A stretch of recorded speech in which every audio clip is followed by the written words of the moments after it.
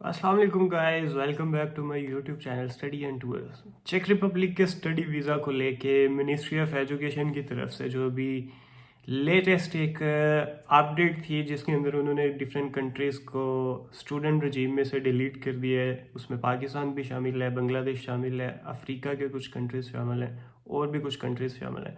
तो पाकिस्तानी जो स्टूडेंट्स हैं वो इसको लेके परेशान हो गए हैं कि अब चेक रिपब्लिक का स्टडी वीज़ा का प्रोसेस करने का कोई फ़ायदा नहीं है, आपको एडमिशन नहीं मिलेगा और आपको वीज़ा भी नहीं मिलेगा। तो इस पे मैंने पहले भी एक वीडियो बनाई थी, लेकिन स्टिल जो है वो लोगों के क्वेश्चंस मिलते हैं कि करना चाहिए प्रोसेस या नहीं करना चाहिए, या ऑलरेडी जो लोग कर रहे थे वो मायूस होकर दूसरे कंट्रीज़ को जो है वो एक्सप्लोर कर रहे हैं। तो दूसरे कंट्रीज़ को एक्सप्लोर बिल्कुल करना चाहिए, लेकिन चेक रिपब्लिक को लेके आप लोगों की जो मिसकंसेप्शन है एडमिशन्स को लेके और वीज़ा को लेके, मिनिस्ट्री ऑफ एजुकेशन की जो अपडेट आई थी स्टूडेंट रजीम की।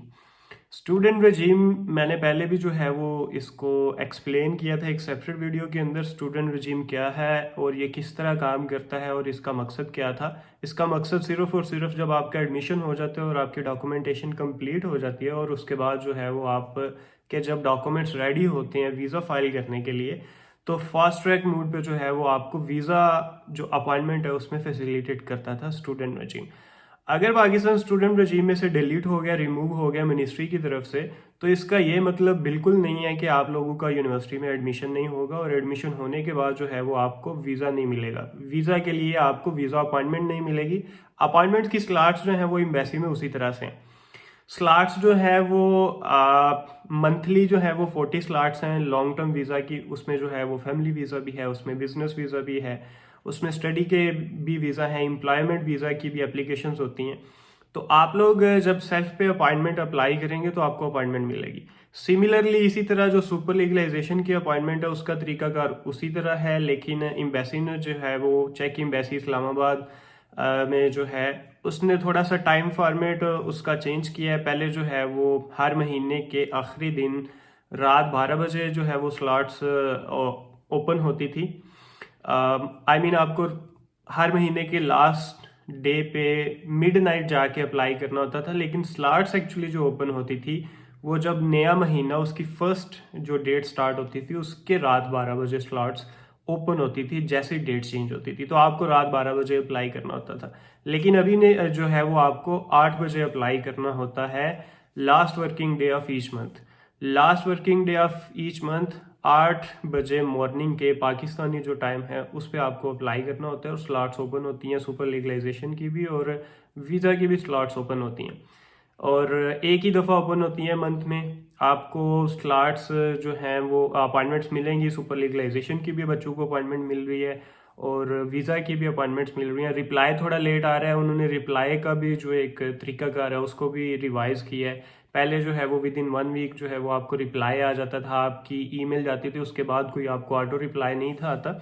अब ये जब आप ईमेल करते हैं तो विद इन फ्यू सेकेंड जो है वो आपको आपकी ईमेल की एक्नॉलेजमेंट जो है वो की कंफर्मेशन एम्बेसी की तरफ से आती है और उसके अंदर लिखा होता है अगर आप एम्बेसी के जो प्रेस्क्राइब्ड फॉर्मेट है उसकी ईमेल उस पर उसके क्राइटेरिया को मीट कर रही है, तो देन तो वो आपको कहते हैं कि we acknowledge your email, we have received your email that you have applied for an appointment for super legalization और आइदर वीज़ा। ठीक है, तो you need to wait, it will take up to 30 days और something like that. तो इस तरह जो है वो ईमेल का जो ऑटो रिप्लाई आता है उसके अंदर लिखा होता है अगर वो टाइम पे पहुंच गई है तो आपको वेट करना है इतने दिन, with in that time frame जो है वो आपको रिप्लाई आ जाएगा। अगर आपकी ईमेल जो है वो टाइम फ्रेम के मुताबिक नहीं थी, ठीक है, या तो टाइम से पहले डिलीवर हो गई या टाइम के बाद डिलीवर हुई है। टाइम के बाद डिलीवर होने का मतलब ये है कि जिस राउंड में आप अप्लाई कर रहे हैं उसमें जो एक स्पेसिफाइड नंबर ऑफ स्लॉट्स हैं, मिसाल के तौर पे स्पेसिफाइड नंबर ऑफ स्लॉट्स जो हैं वो 15 है और जिन बच्चों ने अप्लाई किया है उस अटेम्प्ट के अंदर वो 50 हैं। 50 उनके पास एप्लीकेशंस गई हैं और 50 में से जो टॉप 15 हो गए जिन बच्चों की ईमेल पहले 15 बच्चों की ईमेल जो सिस्टम में पहुंचेगी उनको जो है वो रिप्लाई ये आएगा कि आपकी ईमेल हमें मिल गई है और आपको जो है वो अभी रिप्लाई का वेट करना है। दूसरे बच्चे जो बाद में होंगे, जो आफ्टर 15 होंगे और ऑनवर्ड, जिनकी पहले 15 बच्चों के बाद ईमेल पहुंची है, ठीक है। तो उनको रिप्लाई आएगा कि आपकी जो है वो ईमेल तो हमें मिल गई है, लेकिन स्लॉट्स जो हैं वो फुल हो गई हैं, तो आपको अगली दफ़ा फिर से अप्लाई करना है। और अगर आपकी ईमेल जो है वो बिफोर टाइम डिलीवर हो जाए, मिनिस्ट्री के इनबॉक्स का ईमेल का जो इनबॉक्स है उसके अंदर जो है वो टाइम से पहले डिलीवर हो जाए, उसका रिप्लाई आता है कि आपकी ईमेल जो है वो टाइम से पहले डिलीवर हो गई थी, तो आप दोबारा अप्लाई करें नेक्स्ट टाइम। तो इस तरह से जो है वो आपको अब ऑटो रिप्लाई आता है एम्बेसी की तरफ से। और चेक रिपब्लिक का जो स्टडी वीज़ा का प्रोसेस है, बाकी सारी चीज़ें जो हैं वो सेम चल रही हैं। यूनिवर्सिटीज़ में एडमिशन मिल रहे हैं बच्चों को। मैंने फेसबुक के ऊपर और यूट्यूब पे जो है वो वीडियोस पे कमेंट्स पढ़े हैं। जो लोग ऑलरेडी इसके बारे में कुछ इन्फॉर्मेशन रखते हैं, वो नए आने वाले लोगों को जो है वो इस तरह से मिस गाइड कर रहे हैं, क्योंकि उनके पास खुद भी इन्फॉर्मेशन नहीं है कि अब चेक यूनिवर्सिटीज़ जो है वो एडमिशन नहीं दे रही पाकिस्तानी स्टूडेंट्स को। उन्होंने जो है वो निकाल दिया है, वीज़ा बैन कर दिया है। तो वीज़ा बैन नहीं हुआ, कुछ भी बैन नहीं हुआ, यूनिवर्सिटीज़ भी एडमिशन दे रही हैं, एडमिशन प्रोसेस चल रहे हैं। जो सितंबर इनटेक 2024 है उसकी जो मोस्टली यूनिवर्सिटीज़ की डेडलाइन जो है वो अप्रैल की है, एंड ऑफ मार्च है। कुछ यूनिवर्सिटीज़ की जो है वो अप्रैल तक भी जाती है। तो आप लोग अपना प्रोसेस जो है वो कंटिन्यू करें।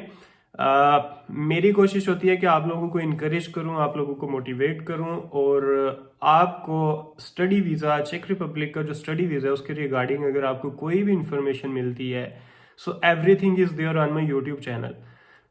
मेरा यूट्यूब चैनल एक सिंगल प्लेटफॉर्म है। यू विल फील दैट कि एक सिंगल प्लेटफॉर्म के ऊपर आपके पास जो है वो सारी कंप्रीहेंसिव इंफॉर्मेशन जो है वो step by step, topic to topic जो है वो मैंने वीडियोस बनाई हुई हैं। एडमिशन अप्लाई करने से लेके जो है वो वीज़ा अप्रूवल और आफ्टर वीज़ा अप्रूवल जो है, जितनी इन्फॉर्मेशन आपको चाहिए सारी जो है वो मेरे यूट्यूब चैनल पे। अगर आपका कोई क्वेश्चन होता है तो वीडियो के ऊपर कमेंट किया करें, मैं कमेंट्स का रिप्लाई करता हूँ। क्योंकि वीडियोस देखने के बावजूद जो है वो आप लोगों के क्वेश्चंस होते हैं, कुछ डाउट्स होते हैं, कुछ कंसर्न्स होते हैं, उसको लेके जो है वो आपका कोई भी सवाल है, कोई सजेशन है, कोई नया टॉपिक जो है वो अगर कवर नहीं हुआ, आप लोग सजेस्ट करते हैं कि इस टॉपिक पे वीडियो बनाएं। टाइम जो है वो बहुत कम मिलता है, मैं इसीलिए काफ़ी दिनों के बाद आज एक वीडियो रिकॉर्ड कर रहा हूँ।